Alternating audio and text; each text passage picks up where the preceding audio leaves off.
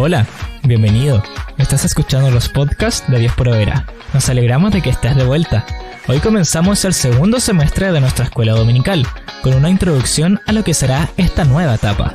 Somos Dios Proveerá y esperamos que sea de gran bendición para ti. Que el Señor les bendiga, hermanos, a cada uno de ustedes abundantemente. Le doy muchas gracias al Señor por la oportunidad de poder servirles a través de la preparación y de la transmisión de este tiempo de enseñanza que vamos a tener del libro de Romanos. Hermanos,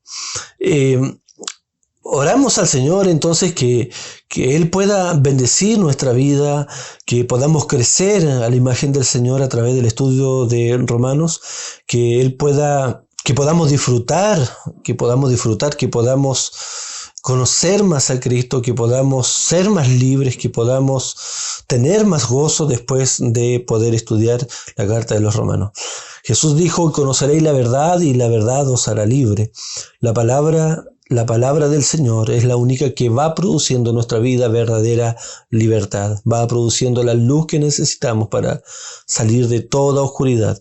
Hermanos, esta primera clase vamos a hablar entonces, va a ser una clase introductoria del libro de Romanos.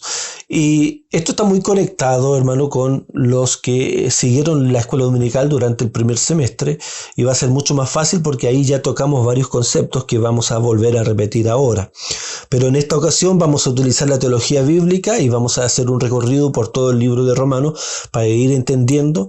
Ya es una carta maravillosa, tiene muchos temas complejos, difíciles, muchos temas que han causado división a lo largo de toda la historia de la iglesia, así que es maravilloso este libro, hermanos.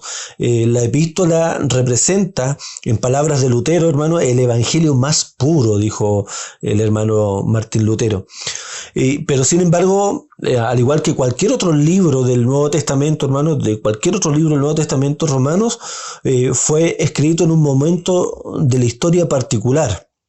Es una carta escrita en circunstancias específicas y con propósitos específicos que no se van a repetir en ninguna otra parte de la historia, ¿ya? El apóstol Pablo le escribe a los hermanos por algo, porque los hermanos estaban viviendo, experimentando ciertas cosas, y en respuesta a eso el apóstol le escribe, y eso no se va a volver a repetir, y debemos tratar de entender entonces en ese sentido el significado que el Señor le dio a su palabra en un momento histórico particular. Le doy un ejemplo. Si los hermanos estaban, por ejemplo, siendo egoístas, el apóstol Pablo, inspirado por el Espíritu Santo, le escribe a los hermanos, les exhorta, les anima, les reprende, para que no haya envidia en medio de ellos. Si los hermanos tenían disensiones entre ellos, en ese momento histórico, hay un propósito particular donde el apóstol Pablo le dice que no haya divisiones entre ustedes, ¿ya? Y eso sería entonces como el momento histórico, las circunstancias, y el propósito sería que los hermanos dejen de dividirse, dejen de estar envidiándose unos con otros, y es ahí donde el apóstol Pablo les da el consejo para que se puedan amar, para que puedan ser uno, ¿ya? Y ese significado de la escritura no cambia, ¿ya? Porque el Señor lo dio en ese momento particular. Lo mismo la carta de los Romanos. El libro de los Romanos entonces fue escrito en un momento particular, habían circunstancias particulares, se estaban viviendo cosas que no se van a repetir en ningún otro momento de la historia. Y bueno, el que estudia la Biblia siempre tiene que ir con la siguiente pregunta: Señor, ¿cuál es el significado que tú le diste a tu palabra en ese momento particular, en ese momento determinado? Porque el significado de la Escritura, mis hermanos, no cambia jamás. Nunca, nunca, nunca cambia. Hay algunos teólogos liberales que intentan cambiar el significado de acuerdo a las experiencias humanas, ya el significado de la Biblia, pero la verdad es que el significado jamás cambia. Es lo que Dios quiso decirle en ese momento a los romanos, a los gálatas o en cualquier otra carta o libro de la Biblia, es lo que le quiso decir de acuerdo a un momento histórico particular que no se va a repetir en nuestro momento. Y nuestro propósito debe ser, cuando vamos a la Biblia: Señor, ¿qué es lo que tú le quisiste decir a los hermanos? ¿Por qué se lo quisiste decir? ¿Qué estaban viviendo ellos? ¿Cuál es el consejo que le diste a ellos? Ese es el significado, lo que Dios quiso decirle en un momento particular a los hermanos. Ahora, lo que cambia es la aplicación. Lo que cambia es la aplicación, cómo yo lo aplico a mi vida, cómo me sirve a mí hoy día, cómo le sirve a la iglesia. ¿Cómo le sirve a la iglesia? Pero voy a dar otro ejemplo, pero si el Señor les habla, por ejemplo, de que tenían que amarse porque los hermanos se estaban dividiendo y uno estaban diciendo, yo soy de Pablo, yo soy de Apolo, yo soy de esto, otro. ¿Ya? Eso no se va a repetir, eso es lo que Dios le quiso decir en ese momento, porque en ese momento estaba Pablo, estaba Apolo, estaba Cefas. Ese es el momento histórico, ya una división producto que los hermanos se identificaban con un hermano, otros con otro y así sucesivamente. Y lo que Dios le quiso decir es que en definitiva son todos ellos colaboradores de Dios, pero es Dios finalmente el que hace la obra. Tomando un ejemplo, hermano, ya ese es el significado. Dios les quiso decir que ni Pablo, ni Cefas, ni Apolo son algo, sino que es Dios el que da el crecimiento. Ese es el significado de la Escritura. Lo que cambia es cómo yo lo voy a aplicar a mi vida, ¿ya? Y eso podría ser que muchas veces nosotros caemos en el error de que yo me identifico con el predicador John MacArthur, no, yo estoy de la tendencia de Sugel, y bueno, el que está más perdido diría yo soy de Cacho Luna, ya ahí sí que no estamos mal, hermano. Pero en definitiva lo que yo quiero decirles es que cómo lo aplico yo a mi vida sería que todos ellos son colaboradores de Dios, son hombres que se equivocan, porque Dios es al final que está obrando para que esa semilla poderosa de la palabra de Dios crezca, ¿ya? Pero siempre debemos entender, entonces, lo que quiero decir con esto, hermanos, siempre debemos entender los propósitos por los cuales los apóstoles escribieron y las circunstancias específicas que lo rodeaban.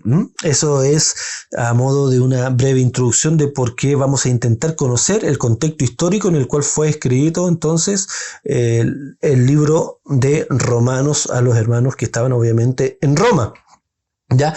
Y lo primero entonces que vamos a hacer es comprender el contexto histórico en cuanto a la relación entre judíos y gentiles. Mire, póngame atención. Lo primero que vamos a hacer es comprender el momento histórico, qué es lo que estaba pasando en la relación que existía entre judíos, que son israelitas, y los gentiles, que en este caso serían de todas las otras naciones, incluyéndonos a nosotros mismos. Y es de suma importancia esta distinción, hermanos. Es de suma importancia, póngame atención, porque es de suma importancia entender las diferencias que se habían producido en toda la historia entre judíos y gentiles. Esto es importantísimo para comprender el libro de Romanos. Entonces, lo primero que debemos hacer es retroceder unos 4.000 años atrás, hermanos, unos 4.000 años atrás. Y eso nos ubica aproximadamente en los tiempos de Abraham y de sus hijos, o sea, de los patriarcas, Abraham, luego Isaac, Jacob y las 12 tribus de Israel, a los cuales a todo esto se les dio una promesa. Recuerden que el Señor le dijo a Abraham, deja tu tierra, tu parentela, yo te daré esta tierra, una tierra donde fluye leche y miel, y haré de ustedes una gran nación. Posteriormente, hermano, entonces está Abraham, Isaac, Jacob y las 12 tribus de Israel, y de la tribu de Leví viene Moisés, ¿ya? Moisés, el hombre que Dios usó para libertar a el pueblo de Israel de las manos de Egipto.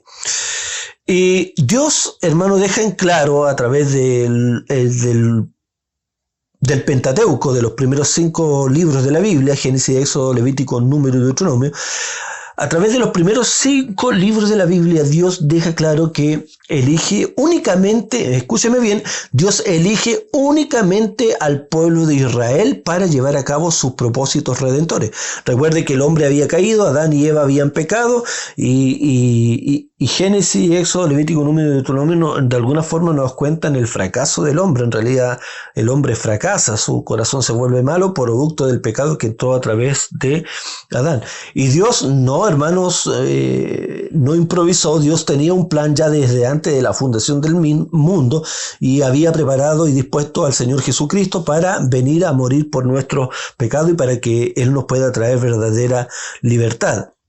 Entonces, la forma en cómo Dios lo hace, cómo gesta este plan, es eligiendo a una nación, ¿ya? Entonces, por eso yo digo que Dios había dejado en claro que había elegido únicamente al pueblo de Israel para sus propósitos eternos.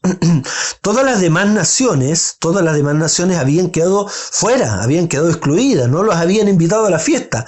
El Señor no los había invitado, ¿ya? Habían quedado excluidas, al menos, hermanos, al menos temporalmente, no para siempre, al menos temporalmente habían quedado excluidas de la elección de Dios en cuanto al llamado, ¿ya? De la elección de Dios en cuanto al llamado. Israel había llegado a ser el pueblo elegido de Dios y el centro de la atención del Señor. Solamente Israel, lo vuelvo a repetir. Éxodo 19:6, el Señor les dice: y vosotros seréis para mí un reino de sacerdotes y una nación santa. Esto, hermano, que sale en el Nuevo Testamento, ahora nosotros lo entendemos, ¿no? Y cantamos una canción que decimos que somos entonces un reino de sacerdotes y somos una nación santa. Pero en aquel tiempo, este pasaje en Éxodo 19:6, si usted lo estudia y se le pregunta al pastor si es que acaso duda lo que le estoy diciendo, este pasaje, vosotros seréis para mí un reino sacerdote y una nación santa, se refiere específicamente a la nación de Israel. Por eso es que dice posteriormente ahí mismo en Éxodo 19:6, estas son las palabras que dirás ¿a quién? A los hijos de Israel. Si usted tiene una Biblia lo puede ir buscando, ¿ya? Y poniendo pausa ahí, eso es lo bueno de estar escuchando un audio, uno puede poner pausa. Aunque, hermanos, a Abraham se le había prometido que todas las naciones serían benditas en la simiente, es decir, en Cristo, o sea, había un plan redentor para toda la humanidad. Dios quería salvar a toda la humanidad. Él mismo dice que no quiere la muerte del impío, ¿ya? Él dice que no quiere que nadie muera, sino que todos procedan al arrepentimiento. Y a pesar de que a Abraham se le había hecho la promesa de que todas las naciones y todas las familias de la tierra serían benditas en Cristo, la verdad es que Jesús vino en una primera instancia solamente, escúcheme, solamente a Israel. Cristo fue ungido como el libertador únicamente de Israel en una primera instancia. Jesús vino a sus hermanos los judíos, a los hermanos conforme a la carne, porque Jesús, escúcheme, Jesús era Dios, Jesús es eterno, Jesús es Dios, Jesús es eterno, eso es lo que nosotros creemos los cristianos, Jesús es eterno. De hecho, por eso no celebramos su nacimiento en la Navidad, no celebramos su nacimiento, porque el nacimiento es algo nuevo, es algo que cuando nace alguien es que hay una nueva era, una nueva persona, algo que no existía, viene al mundo, es un nacimiento. Nosotros celebramos su encarnación, porque en realidad Cristo no nace ahí, no surge ahí en ese momento. Cristo es eterno, es eterno. Por eso los cristianos, más que el nacimiento, celebramos la encarnación, porque Él se humanó y habitó entre nosotros, ¿ya? Entonces Jesús vino a su pueblo, a los judíos, y por eso, hermanos, en Mateo 15:21, cuando una mujer cananea, escúcheme, una mujer cananea era una mujer que no era israelita, ¿ya? En Mateo 15:21 relata que una mujer cananea se le acercó pidiendo ayuda porque su hija estaba atormentada por un demonio. Y la Biblia relata y dice que Jesús guardó silencio y se negaba a sanarle. ¿Sabe por qué o no? La respuesta la da ahí mismo, porque declaraba haber venido a las ovejas perdidas de Israel. Es decir, lo que le estaba diciendo ahí, que no había venido a los gentiles, y mucho menos a los cananeos. Y eso se repite, hermano, en Mateo 10:6. ¿Ya? Si usted tiene una Biblia, le pone pausa y lo busca. En Mateo 10:6 dice, mire lo que le dice a los 12 cuando les da instrucciones. A estos 12 envió Jesús después de instruirlo. Y diciendo, no vayáis, escúcheme bien, mira lo que dice, para que usted confirme que lo que estoy hablando es cierto.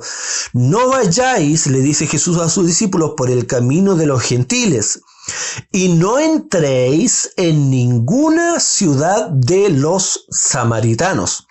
Los samaritanos tenían algo de israelita, pero ya prácticamente nada, porque recuerde que unos 600, 700 años atrás habían sido invadidos por otros imperios y se habían mezclado con estas otras naciones y eran como híbridos, eran una mezcla, eran mestizos en ese sentido. Y los judíos, de hecho, no los miraban como israelitas. eran menospreciados. Por eso Jesús, cuando se encuentra con la mujer samaritana, le dice, la mujer samaritana se sorprende y dice: oye, ¿por qué me hablas si judío y samaritano no se tratan entre sí, no conversan, no se llevan bien? Entonces, estos pasajes nos muestran que Jesús vino primero al pueblo de Israel. Pero la verdad es que cuando este Mesías, cuando Cristo, el ungido, el Salvador, vino, su pueblo no lo reconoció como el Salvador. No le reconoció como el Salvador. Ustedes saben que la Biblia dice bien claro en el libro de Juan, capítulo 1, a los suyos vino y los suyos, o sea, Israel, no le recibieron. Dice obviamente, más a todos los que le recibieron, a los que creen en su nombre, les dio potestad de ser llamado hijo de Dios, ¿cierto?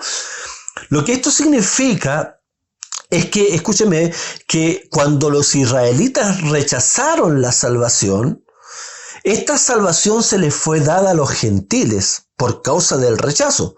Ahora, no fue un plan improvisado. Eso estamos claros. El Señor ya sabía, estaba dentro de sus planes salvar a toda la humanidad, a todas las naciones, bendecir a todas las familias de la tierra. Pero el Señor vino a salvar a los israelitas. Por causa del rechazo de los israelitas no creyeron en Él. Ustedes saben que los judíos fueron los gestores intelectuales de matar a Cristo. Los romanos lo ejecutaron, pero fueron los sacerdotes, los fariseos, los saduceos, las grandes eminencias de Israel los que terminaron matando al Señor. Intelectualmente, autores intelectuales los judíos y autores materiales los romanos. El nombre, entonces, lo que el Señor Jesucristo hizo fue venir a los suyos no le recibieron, pero al rechazarle entonces el pueblo de Israel, la salvación se extiende a los gentiles. Ahora, quiero aclarar brevemente el nombre de gentil, el cual se utilizaba para todos aquellos que no pertenecían al pueblo de Israel. Y llegó a ser algo como una ofensa, algo despectivo, ¿ya? Es un gentil, alguien que no pertenece a nuestra sangre, a nuestro pueblo, que no tiene nuestras leyes, ¿ya? El pueblo que no es elegido de Dios, ¿ya? Pero al rechazar a los israelitas, esta salvación se extiende hacia los gentiles. Y los israelitas sabían que Dios lo había elegido a ellos, ¿sí? Ellos lo sabían. Y por eso uno de los pasajes que vamos a analizar de Romanos es cuando dice: a Jacob amé y a Esaú aborrecí. Ya, a Jacob amé y a Esaú aborrecí. Uno de los pasajes favoritos a todo esto que utilizan un grupo de hermanos para decir de que Dios elige a algunos y aborrece a otros. Pero en realidad lo que este pasaje da a entender no es eso. Lo vamos a entender, lo vamos a estudiar después, pero simplemente quiero hacer un alcance que aborrecer no siempre significa en la Biblia odio, sino preferencia. Y entonces acá lo que sucede con esta frase es que los israelitas entendían que Jacob amé es que Israel, recuerden que Jacob es Israel, cuando Dios le cambia el nombre, lo que hizo Dios fue amar, elegir a Israel. Y a Esaú aborrecí significa que Esaú no fue destinado, no fue elegido para el propósito del Señor. Y esto es algo que se repite, hermanos, siempre, porque Dios es el que elige para los propósitos como Él estima conveniente, de acuerdo a su soberanía. Nadie le dice al Señor: hazme a mí esto, hazme a mí esto otro. La Biblia dice sí que podemos procurar los dones mejores, pero en realidad es el Espíritu Santo quien los reparte como Él quiere. Hay soberanía en elegir de acuerdo a los propósitos y no de acuerdo a salvación. Pero, como ya dije, vamos a profundizar después en eso. Pero el rechazo entonces del Salvador significó que la salvación se extendió a todas las naciones, a todos los gentiles. Y por eso, mire, en Mateo, hermano, Mateo 21:42 en adelante, hay un juicio sobre Israel. Y Jesús les dice, en el versículo 42 dice la Biblia: Jesús les dijo: ¿nunca leíste en las Escrituras? La piedra, que se refiere a su vida misma, Jesús es la piedra, porque esta palabra viene de un concepto arquitectónico, ¿cierto? Donde las piedras eran importantes para la construcción. Y aquí Jesús habla de su misma vida como la piedra. Dice: la piedra, estoy en Mateo 21:42, la piedra que desecharon los constructores, esa en piedra angular se ha convertido, o sea, en una piedra fundamental para la construcción. Que una piedra angular es una piedra que está en tal posición que si no está ahí esa piedra, todo el edificio se cae y todo el edificio se derrumba, ¿ya? Jesús se transformó en una piedra angular, en una piedra importante. Por eso dice, la piedra que desecharon los constructores. O sea, ¿quiénes fueron los constructores que la desecharon? Los israelitas. Esa en piedra angular se ha convertido. Esto fue hecho de parte del Señor y es maravilloso a nuestros ojos. Por eso os digo, escúchenme bien, que el reino de Dios será quitado y dado a una nación que produzca frutos. ¿Ya? Eso es quitado el reino de Dios a esos que desecharon la piedra angular. ¿Quiénes son los israelitas? Y es quitado el reino. Escúchame bien, esta es una sentencia de juicio, hermano. Es quitado y será dado a una nación que produzca frutos. Algunos dicen que el reino de Dios con Israel se va a establecer literalmente, ¿ya? Vamos a tocar más ese tema cuando lleguemos a Romanos capítulo 9 en adelante. Pero si usted lee la Biblia acá, lo que dice es que el reino de Dios les va a ser quitado a los israelitas y va a ser dado a otra nación. Eso dice en términos y en palabras simples. Y luego, hermanos, en Mateo 22:8, escúcheme bien, y si tiene una Biblia lo busca, en Mateo 22:8 dice, luego dijo a sus siervos, la boda está preparada, pero los que fueron invitados no eran dignos. La boda está preparada. Aquí habla del encuentro para el pueblo de Israel, que siempre fue la novia, y Cristo, que era el novio, el esposo y la esposa, el novio y la novia, ¿ya? Entonces dice, luego dijo a sus siervos, la boda está preparada, pero resulta que los que fueron invitados no eran dignos. ¿Por qué no eran dignos? Porque rechazaron al Salvador. Y el 9 dice, id por tanto a la salida de los caminos e invitad a las bodas a cuanto encontréis. Y aquellos siervos salieron por camino y reunieron a todos los que encontraron, tanto malos como buenos, y el salón de bodas se llenó de comensales. Entonces, una vez rechazado el Mesías, la salvación se extiende a todo el mundo. Por eso la gran comisión, hermanos, comienza en Jerusalén y en Judea. Escúchame bien, ¿se acuerdan cuando en Hechos el Señor les dice, después de que resucita, les dice, van a ir ustedes y van a predicar el Evangelio? ¿Y por dónde había que comenzar? Por Jerusalén y Judea, después por Samaria y después hasta lo último de la tierra. Entonces, una vez rechazado el Mesías, la salvación se extiende a todo el mundo. Por eso la gran comisión comienza en Jerusalén y en Judea, que son símbolos. Jerusalén y Judea son símbolos de la nación de Israel. Y luego a Samaria y luego hasta lo último de la tierra. Porque el orden de la salvación en el plan y propósito eterno del Señor parte por Israel, y el rechazo de ellos, del Salvador, de Cristo, hace que también a nosotros se nos abran las puertas. Lo que para nosotros es normal en cuanto hoy día a la salvación, para todas las naciones, hermanos, claro, porque para nosotros no es extraño de que el Evangelio se predique a las tribus, a los pueblos indígenas, a las tribus del Amazonas, no sé, en cualquier parte del mundo. Lo que para nosotros no es extraño, para los israelitas era sumamente extraño y difícil de comprender, difícil de asimilar. Ellos no podían concebir, no podían entender la salvación de los gentiles. Durante los no lo podían entender, hermano, no podían entender cómo es que los gentiles podían ser salvos. Fue un choque realmente para su entendimiento, para su intelecto. Cómo Dios podía elegir y salvar a los gentiles, a los que eran considerados perros inmundos. Recuerden cuando la mujer se acercó a Cristo y le dijo, hasta los perrillos comen de la migaja de su amo.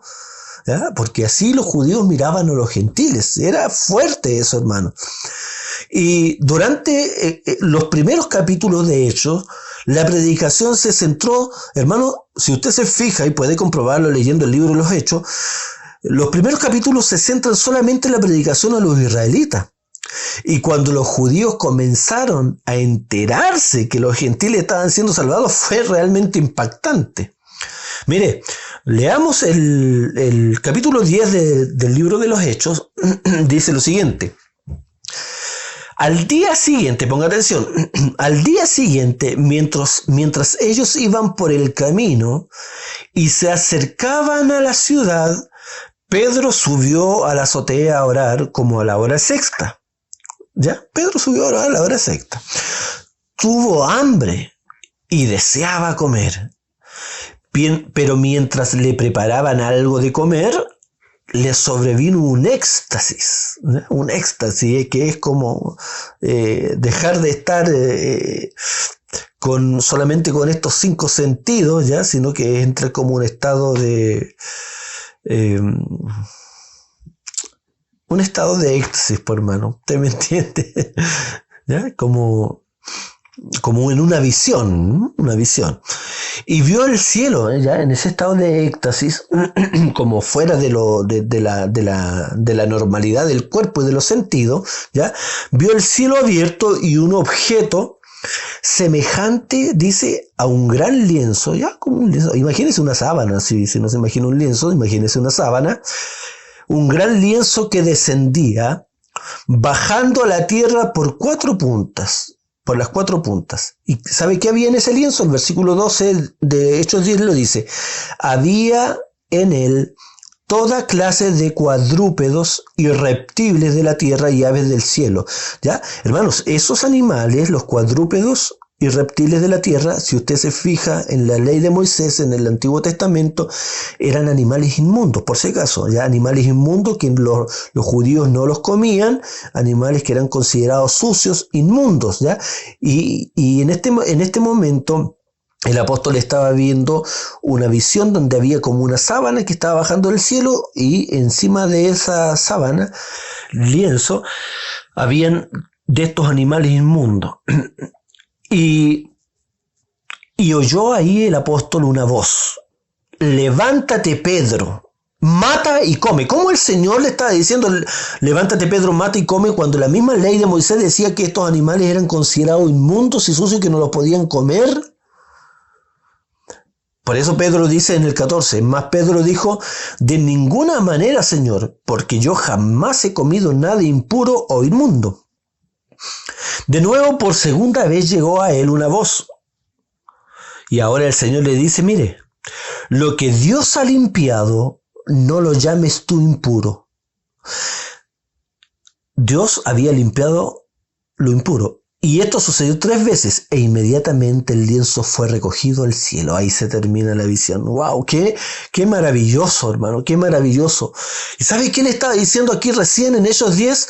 Lo que el Señor le estaba diciendo a Pedro, que fue enviado a los israelitas, es que el Señor había purificado a los gentiles y que el rechazo de los israelitas redundó en la salvación para aquellos que éramos considerados inmundos. Por eso hoy día los gentiles debemos manifestar una profunda gratitud, porque el rechazo de Israel ha significado que la salvación ha venido a nuestra vida, hermanos, y el Señor ha purificado aquello que había sido considerado por miles de años como algo inmundo, hermano, gloria al Señor. Por eso el apóstol Pablo en una ocasión le dice, este es el misterio, Cristo en vosotros los gentiles, Cristo en vosotros los gentiles. Eso era un misterio para ellos, porque el pueblo de Israel creía que solamente ellos eran escogidos, y así fue por miles de años. Pero ahora la salvación había extendido a personas que eran inmundas, a cojos, a ciegos, a desposeídos, porque el pueblo le había rechazado.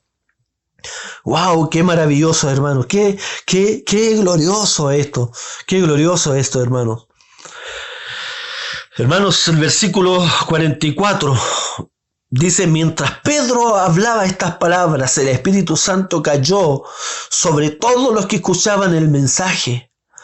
Y todos los creyentes que eran de la circuncisión, o sea, la circuncisión, recuerda que era una práctica donde extirpaban el prepucio a los israelitas, a los judíos, y solamente de judíos. Y todos los creyentes que eran de la circuncisión, o sea, judíos, que habían venido con Pedro, se quedaron asombrados. ¿Por qué? Dice, porque el don del Espíritu Santo había sido derramado también sobre los gentiles, sobre usted, hermano, y sobre mí. El Espíritu de gracia, el Espíritu de adopción, el sello de la salvación, los ríos de agua viva que habían sido negados para los gentiles, ahora estaban descendiendo también sobre ellos. El 46 dice, pues les oían hablar en lenguas y exaltar a Dios.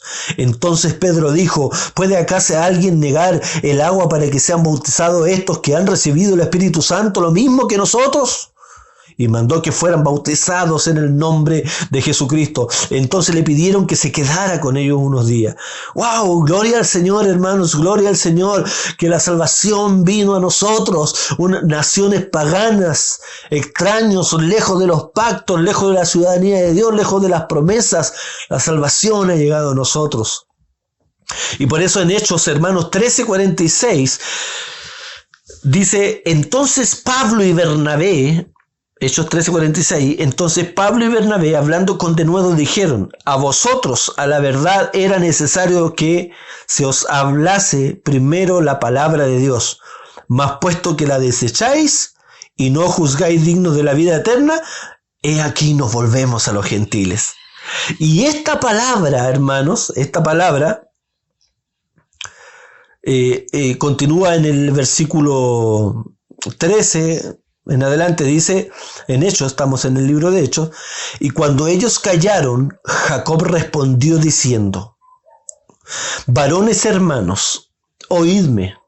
Simón ha contado, Pedro, ¿cierto?, cómo Dios visitó por primera vez a los gentiles para tomar de ellos pueblo para su nombre. Aquí está diciendo entonces, declarando de que ahora entonces Dios visitó por primera vez a los gentiles en el versículo 14 para tomar de ellos pueblo para su nombre. Y el 15 dice, y con esto concuerdan las palabras de los profetas como está escrito. Y ahí cita una profecía de Amós 9, en el versículo 16. Después de esto, mire, escúcheme, volveré y reedificaré el tabernáculo de David que está caído. El tabernáculo de David había caído. ¿Por qué? Porque el pueblo se había corrompido, había negado a Dios, había venido un juicio, se había destruido el templo, la presencia de Dios había abandonado ese lugar. Y dice, después de esto, volveré a reedificar el tabernáculo de David, está citando la profecía de Amós 9, que está caído, y repararé sus ruinas. Y lo volveré a levantar para que el resto de los hombres busque al Señor y todos los gentiles sobre los cuales es invocado mi nombre, dice el Señor, que hace conocer todo esto desde el tiempo antiguo. ¡Wow! El Señor, hermanos, es omnipresente, el Señor es omnisciente, es soberano, y Él sabe lo que va a pasar. Y Amós 9 había profetizado que el Dios visitaría por primera vez a los gentiles y que restauraría el tabernáculo de David. Y son estas palabras que está aclarando entonces Pedro primero y luego Bernabé, diciendo de que la llegada de los gentiles concuerda con la profecía de que Dios restauraría el tabernáculo de David y que visitaría por primera vez a los gentiles. Esta profecía entonces, hermano, recuerde, es tomada de Amós 9. Amós 9, si alguien quiere revisarlo, los versículos son del versículo 10, si no me equivoco. Y es la profecía entonces que cita el apóstol. Amós 9, versículo 11 en adelante, hermanos, versículo 11 en adelante, 12, versículo 13. Ahí está, usted compare entonces esta palabra del libro de Hechos, capítulo 15, versículo 13 al 18, compárela con la profecía de Amós 9, del 11 al 13. Ok, hermanos, eso es muy importante. Entonces, la epístola a los romanos hermanos, la epístola a los romanos nos toca bastante este tema, ya trata bastante este tema entre la diferencia entre gentiles y judíos, y el Nuevo Testamento nos aclara cómo Dios, al haber sido rechazado en Cristo, haber sido rechazado por el mismo pueblo de Israel, cómo esta salvación se extiende a los gentiles. Y por eso es que dice después la Escritura que de ambos pueblos hizo uno solo. Hermano, esto es fundamental, hermano. Si usted no entendió algunos elementos, puede retroceder la clase y escucharlo de nuevo, o puede preguntarme a mí en la escuela dominical y lo podemos conversar, hermano. Ya, esa es la idea, aprender y clarificar dudas. Esto es de suma importancia para poder comprender entonces la dinámica de Romanos, que uno de los temas principales entonces es esto de judío, de gentiles, judío, gentil, se toca bastante ese tema. Y lo que les he explicado es un fundamento para poder comprender entonces el libro de Romanos. Bien, hermanos, en cuanto a la autoría de Romanos, ya voy terminando, estos otros son simplemente datos que son también importantes. En cuanto a la autoría de Romanos, evidentemente fue escrita por el apóstol Pablo, ya eso no está en duda, pero él utilizó lo que se llama un amanuense, que era como un secretario para poder escribir, al que se identifica como Tercio, ya ese fue como su secretario o su amanuense, que lo utilizó para escribir la carta a los romanos, ya el cual se identifica ahí en el capítulo 16, versículo 12. Y bueno, si no está en cuestión, jamás ha estado en cuestión a todo esto la autoría del apóstol Pablo. Y tampoco está la situación, tampoco ha estado mucho en cuestión la situación general en la que se escribió. El apóstol Pablo quería, hermanos, visitar 3 lugares por lo menos, que el apóstol Pablo tenía la intención.